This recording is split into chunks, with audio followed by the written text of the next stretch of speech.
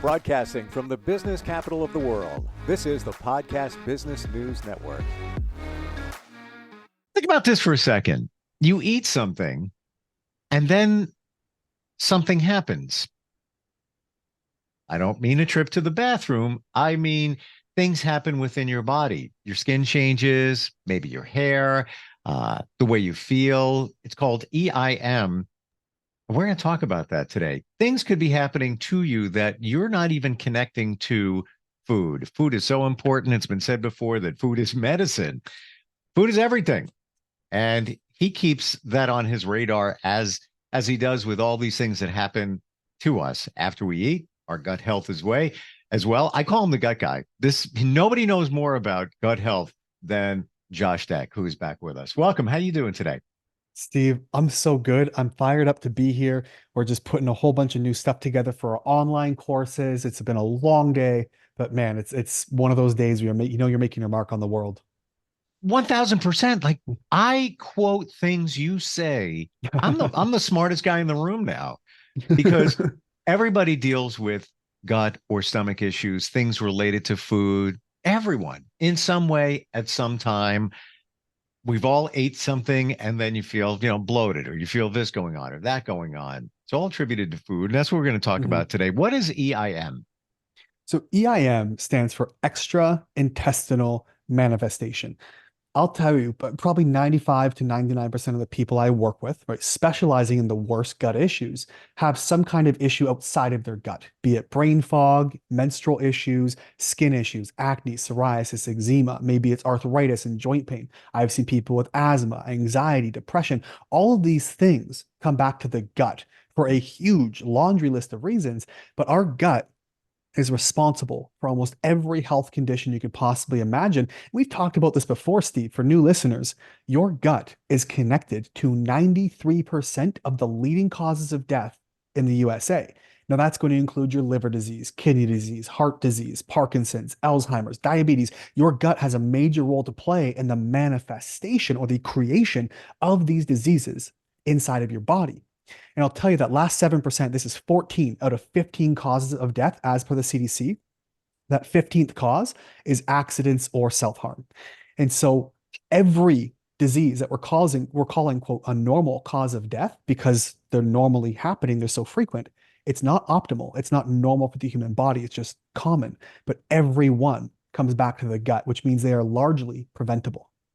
When we say it comes back to the gut, is that directly connected to the food that we're eating here? In a huge way. I mean, we've affectionately named most of our foods Frankenfoods, and there's something called the SAD diet, which I think the acronym is ironic, but it stands for the Standard American Diet, where over 80% is food that never existed 70 to 90 years ago. Well, conveniently enough, neither did 90% of the diseases we have now. They didn't exist before these foods came into play.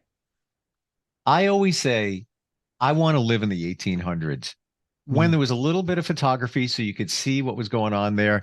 It just seemed like, 100 years ago plus, life was so simple. We didn't have a lot of the issues we have now. Yes, we have technology. There's a good, there's a bad that goes along with that.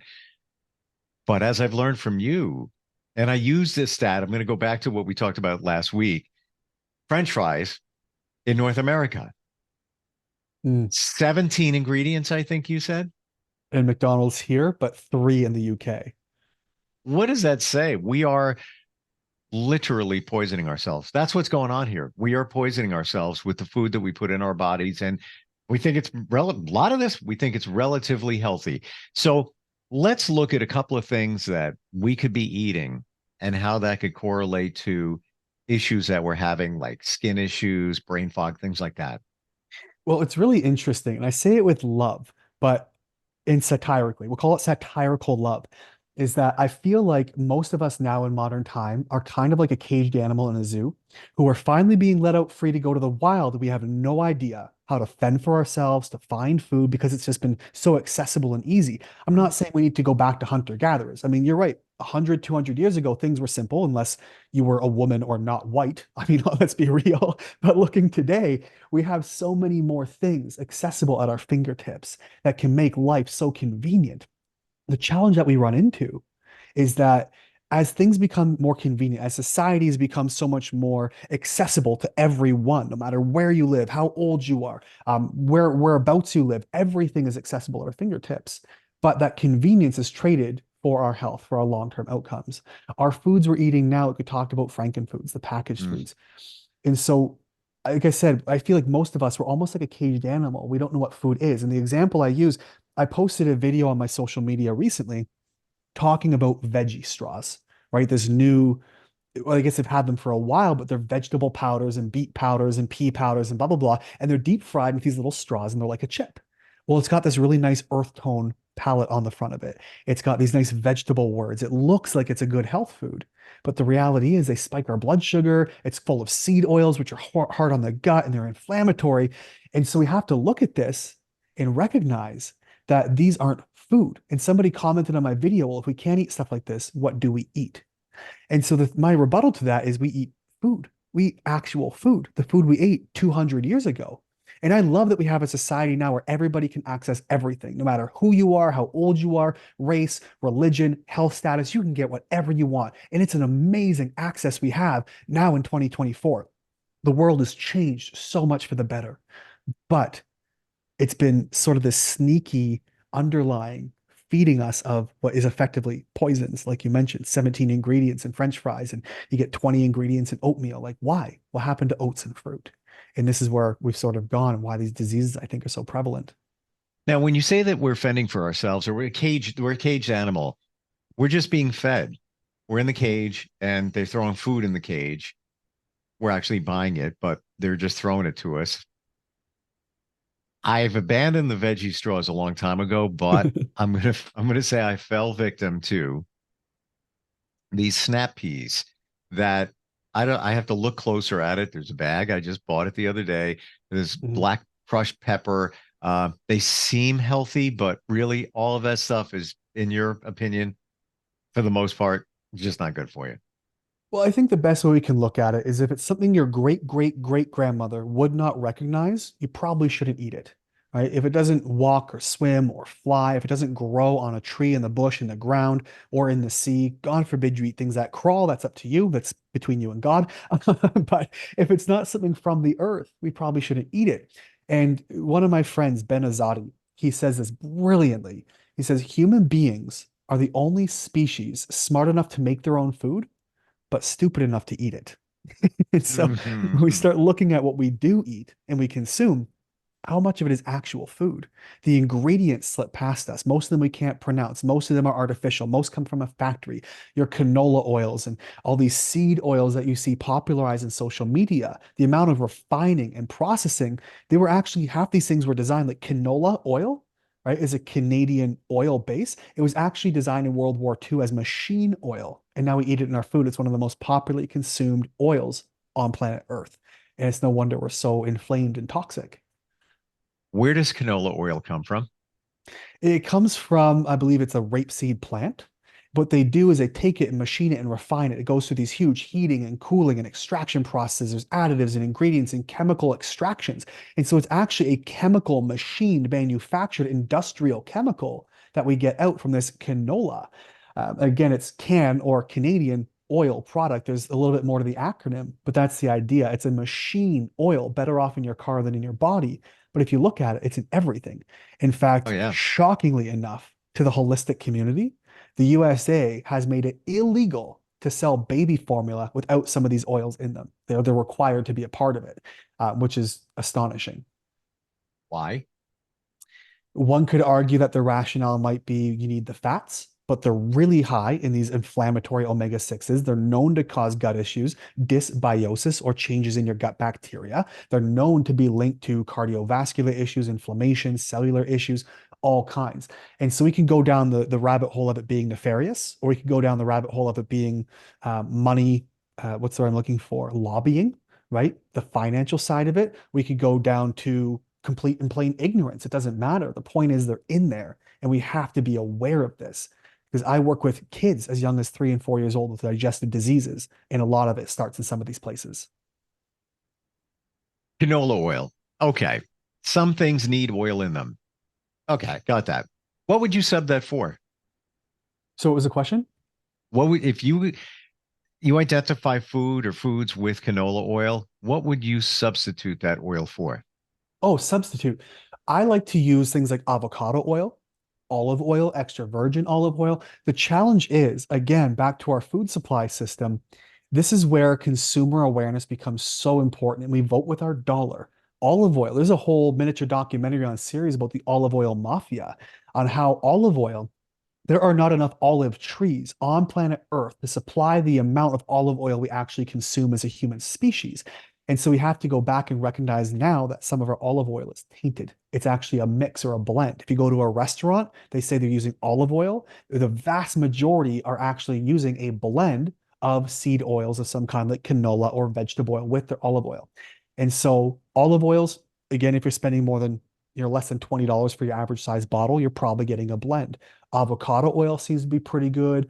Coconut oils, MCT oils, walnut oils, macadamia. Some of these have lower smoke points, so I'm careful what I use them with. But I do cook if I'm in a pan. I'll use things like avocado oil or ghee or butter or something else. So we're talking about these EIMs and what manifests in our food and changes our body, usually for the worse. Mm. Any direct correlation between those? Somebody eats this and they have that you've heard of, and everybody's different. It will manifest in a different way Mhm. in one person as opposed to the other person. But things that you've seen, like somebody has, I don't know, brain fog, you've heard because they've eaten this. Any examples? Yeah, and I think I'd love to get into that and also sort of explain why these come about. There are people who might eat carbs and sugar and get brain fog or joint pain or acne or something else. Well, that might be a candida, like a fungal issue inside of your gut. If somebody eats, takes iron supplements or they're chronically anemic, there's other symptoms you can look at: psoriasis, eczema, grinding your teeth, frequent sinus infections, thyroid issues. These might be parasites. Well, those are live organisms that consume your iron and other nutrients as food. But if you think about it, Steve, your bacteria, we know our gut microbes, these bacteria, there's fungi and viruses and parasites and all these things live in this ecosystem we call a microbiome, this microscopic ecosystem. They actually outnumber us 10 to 1. In fact, when we're born, we're 99% human cells, 1% microbes. By the time we die, we are 10% human cells and 90% microbes, bacteria, parasites, fungi. So are we bacteria living a human experience or the other way around? It's an existential crisis. But we have to consider, you eat and you poop. Well, so do your microbes, your organisms inside your body. We have good bacteria. We need bacteria. We can't live without them. We're 90% bacteria as living adults, but they eat and they poop. So if we have imbalances, we have overgrowth, we have too much fungi, or what we call opportunistic bacteria that overgrow when you're stressed or taking antibiotics when you're sick, they can take charge. Well, they eat and they poop. Now, the good guys poop good things. They poop out vitamins and minerals and help us detoxify and balance hormones. They have all these great benefits to clean the ecosystem. But the bad guys poop out bad things. They poop out toxins that get into our blood, into our lymphatics. They circulate around every organ, every body, through to your lungs, to your brain, to your skin, to your joints, everywhere, leading to inflammation. And inflammation is the first step to creating diseases that we get diagnoses for. Well, it's arthritis, it's heart disease, it's fatty liver, it's eczema, it's psoriasis, it's hypothyroid. All these are just words that describe the symptoms which start from inflammation. The vast majority of the time, 90+% will come directly from your gut because of what your microbes are pooping. How do we keep track of that? Is it a food diet? Do you eat like last night? I had a sandwich, I had a salad for lunch, trying to eat healthier, had a sandwich. Now the sandwich was picked up at a grocery store where they make some fresh stuff. And it was basically chicken cutlet, some roasted red pepper, a little bit of cheese, and it was on a roll. I'm not a big fan of the roll, but now I was like, all right, let me just eat that. Part of the It's all right. package, sure. Yeah, kind of in a rush and whatever. I will tell you, a few hours later, I felt bloated. I felt gassy, and like it had to be from what I ate. So then I'm thinking maybe I have a gluten situation going on. So now I'm thinking I need to keep track of my food and what I'm eating and how it is affecting me because I don't know what else it could have been. Maybe the cheese. I don't know, but it was definitely from that sandwich. Well, very astute observation. It could have been something. Think about what's on a deli sandwich. If we go in, Steve, we're going to throw you under the bus again this week, but these are great. We appreciate your lunch transparencies. And I've been able to make some of these changes because I've learned the hard way. I've dealt with severe gut issues in my time because of all these things. Number one, the bread we get, it's gluten. Most people have problems with gluten, whether it affects their gut directly or 4 days later they develop brain fog or something else. 4 days Everybody, later. 4 days. It can take several days to develop symptoms, which is why things like an Oh, elimination diet can be so key because you can track the small details. This is where experts come in. We do the hard work for you. But the idea is, you think about it, there's gluten. What do we spray our grains with in North America? Folic acid, which is a form of vitamin B9, or we call folate, that most people can't use. It drives up all kinds of other hormones and amino acids in the blood and body most of the time. And folic acid can make some people really crazy, give them anxiety, give them blood pressure issues, the works, because we can't actually use that form of vitamin. So it causes imbalances down the chain of events. So there's that. There's also glyphosate, which is a known horrible pesticide. Monsanto, or Bayer rather, who owns Monsanto, invented glyphosate, has been sued for billions and billions of dollars for cancer cases and all kinds of diseases linked to these pesticides that kill off our gut bacteria, which are 90% of our immune cells come from our gut. Then you have to look at the meat. Well, it's a deli meat. What goes into deli meat? Fillers and nitrates and preserves. Well, sodium nitrate is actually on the same list of carcinogens, so cancer-causing agents, as plutonium and nicotine. And so we have all these additives in our food that are covered in all of this junk. You know that misting they do at the grocery store, all the fresh fruits and vegetables? It's not water, it's a bleach and chlorine diluted solution. you told me And that last crispy. week, and it's still stuck in my head. It haunts your dreams. Hey? Oh my gosh. But because it's the direct opposite of what one would think. You walk into the grocery store, misters are coming down. Oh, magical. Look at how fresh that fruit is. Those zucchinis. Oh, look at how great. Not water. Not water. It's And poison. my dad years ago used to get on my case because as a kid, all I ate was basically bologna and hot dogs. And um the nitrates. He would, even back then, I'm not going to tell you how many decades, even back then, he was on top of that. He did pass from a heart attack very young, Mm, even though he was healthy, but things happen. Um, but that was on his radar even then. Now you just mentioned it again. And that deli sandwich I had, it wasn't sliced meat, it was a chicken cutlet. But then okay. again, Well, like great that, place to start. It's real chicken, though. Whether or not they inject it with saline and solutions oh, and fillers and okay. thickeners, who knows? But It, it's meat. right. It wasn't, it doesn't appear that it was processed. I didn't cook it, it was breaded, but there we go again. Could be more gluten, there was a chicken cutlet. Sure. Um, but I can't believe 4 days. Wow. Somebody told me, I don't know if it was you, that rats, rodents, they'll eat anything, anything. Mm. They'll eat other animals' poop. They'll just, Oh, yes. they doesn't matter to them.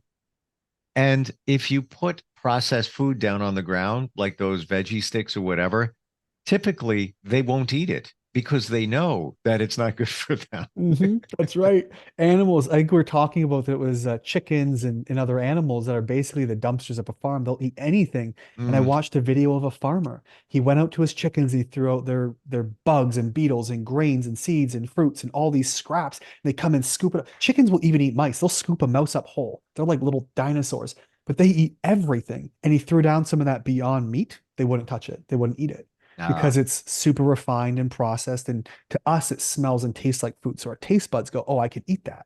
But it's not actual food. The animals know better. wow. It's a This is little just scary. scary. It really is. It really is. All right. In the time we have left, some other thoughts about EIM and what can manifest as a result of eating stuff. Mhm. Well, let's take a look at it. We talked about how you eat and you poop, so do your microbes if they poop out bad things. So anything we're eating that's not a real food, something that doesn't come from Earth, from Mother Nature, can cause some kind of problem down the road, right? Whatever that is, and it's anything. Again, we can look at the foods that we eat that are junk foods, sugar foods, alcohol, refined foods, fried foods, processed foods, and not fried. Like if you fry in butter and proper oils, I'm all for that. I do my steaks up, I do them in ghee, which is like an extracted butter, just the fat, no dairy, and they're fine. It's these other seed oils that we commonly see frying things in. And that's where fried foods, I believe, gets really a bad name. It's not the oils themselves, it's the type of oil, the artificial oils.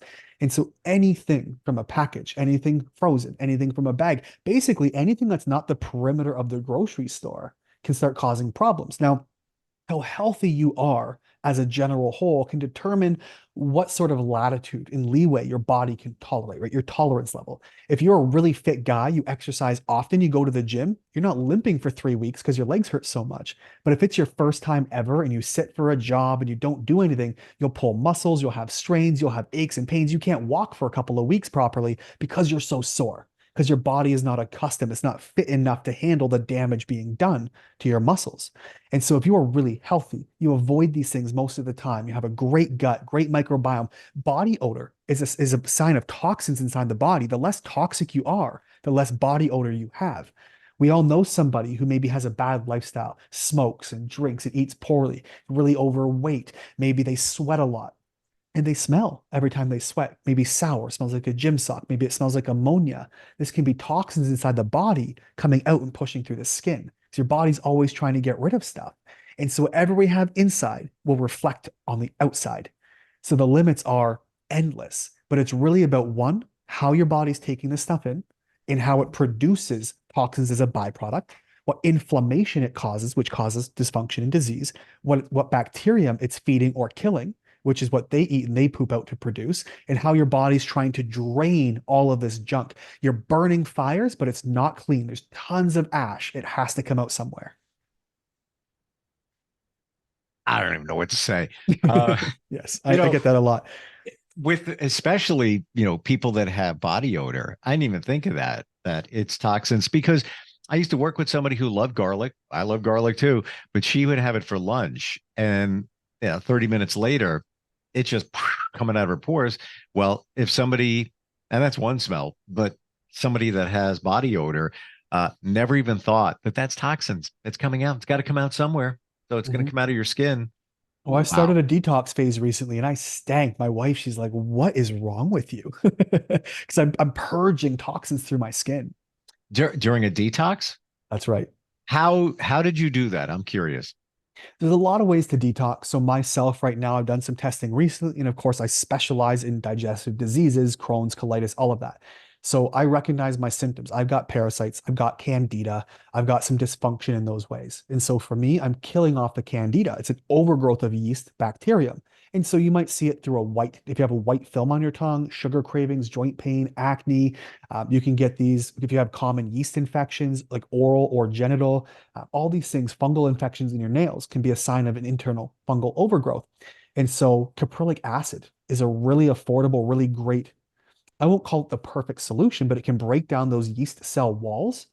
Well, we have to be able to drain that. So once you break it down, you now have to have the cleanup crew come and take it out the door. Well, my doors are blocked. My bile ducts and my liver is blocked because of the parasites. So I have to go out now and clean the parasites out. So there's always layers and complicating factors into this one. We have to open drainage pathways and detox pathways and give your body the tools it needs. I picture the body like a city, right? An industrial city. All of your organs are factories. They're doing their own job. They're producing, they're taking in, they're cleaning, they're refining. Well, every factory has workers. Those are the cells of your organ or the organs, and all of those workers need tools. These are your vitamins, your minerals, your amino acids, all the nutrients that you need to utilize. And if we have adequate amounts in the right ways, and those factory floors, they're clean, the doors are open, your body can do what it has to do. But if there's fires inside and ash and trash on the floor, it makes it really hard for your factory to produce the end products they're trying to produce. This is why it's so important to have a clean system and have an organized, efficient way of getting this stuff out of your body, detoxing properly, opening your detox pathways so your factory and the workers can do the job they need to do with the tools you supply them. But if you supply them with the wrong tools, it's supposed to be a hammer, and you give it a squishy mallet, it's not going to get its job done properly. This is where nutrients and proper food comes in play. So moments left, candida, parasites. How did you know that you have them? Symptoms. So you can do testing. We can do what's called an organic acid test. It's a urine test, which will actually show us some markers or byproducts, right? You eat, you poop. So do your bacteria, and some of the byproducts, the poop or the exhaust they produce, can be detected in something like an organic acids urine test. You can look at symptoms. I had acne coming up. When I would eat too many carbs, right? Potatoes or berries or even potato chips, I get acne breakouts. That's a great sign of candida. Brain fog, joint pain, white film on the tongue, cold hands and feet. These can all be signs of fungus. And so I can tell based on symptoms, and I happen to get testing done. Wow. For the candida, what was what did you say you took? It might have been an acid. I'm not sure. Yeah, it's called caprylic acid. It's one small part of a much bigger puzzle, but it's a great place to start if you feel confident doing it. I can't recommend anybody does it without supervision, because someone can take caprylic acid, detox that candida, but if your detox pathways are closed up, you're trying to sweep stuff out, it piles up at the door, causing more problems. But if you're someone in general, it's like I'm holding on to some extra weight, I've got some extra cravings, I've got a little bit of joint pain and brain fog, it might be some candida. So caprylic acid might be a great place to start, but always, of course, I'm legally obligated to recommend that you don't sue me and check with your doctor. What you're describing is, I think it's me. That's why I asked about it. Yeah, even the joint pain, the brain fog occasional. So I wonder. And caprylic, am I saying that right? You got it. Caprylic. There's a lovely lady at the farmer's market, works at the bakery. I see her every weekend. She's got rheumatoid arthritis. I gave her caprylic acid. Her inflammation went down within 2 weeks. Wow. Is that something you buy on Amazon too? Totally. Now you got to watch Amazon. That's a whole other conversation about the fraud. But I'm not affiliated with them in any way. But Now Foods does make a really great caprylic acid supplement. It's very affordable by the grand scheme of what you'll pay for. I think it's $20 a bottle. I go through 3 bottles a month. I use very high doses. Wow. But yeah, it's very accessible through Amazon and other places.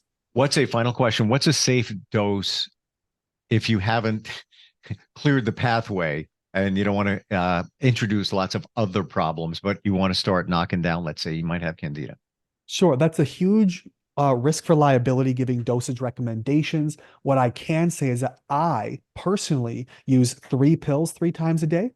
Other people, clients I've got who I know their history very well, some of them started at 1 pill once a day to see how they feel. And so it's a huge range. Again, legally obligated to recommend you check with your doctor. It's not to intend to substitute professional medical advice, diagnosis, or treatment that works. But you get the idea. Yeah. Try it out. Totally. You can start slow and increase from there. When you were spelling it, it sounded like crapilic acid. Yes, it does sound like crapilic acid, doesn't it? It does. Well, what are you clearing out? There you go. Bacterial crap. Essentially right.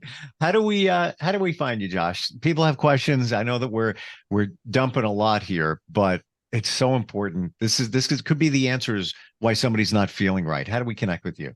Yeah, I got a great podcast. If you're listening to something now, you're driving. It's called Reversible, the Ultimate Gut Health Podcast. You can look me up there. We're 70 episodes deep, and it's going strong. We're top 5% globally ranked now. But if you have questions, you want to keep an easy memory, reach out, have questions, you can get access to the podcast. Everything's in one place on gutsolution.ca. That's all singular.ca for Canada, gutsolution.ca. Always great talking with you. Always learn so much. And this stuff is so important. Thanks for being here today. Really appreciate it. Been a pleasure, Steve. Thanks for having me. We'll be right back. Are you looking for even more of the podcasts and hosts that you love? The Podcast Business News Network is proud to announce that you now have even more ways to listen live. Check out the MyTuner Radio, online radio box, and Simple Radio apps on iOS and Android, or find us online. Search for Business News Network on mytuner-radio.com, or search Podcast Business News Network on streama.com and onlineradiobox.com/US. Take your podcast on the go and don't miss a minute of the action.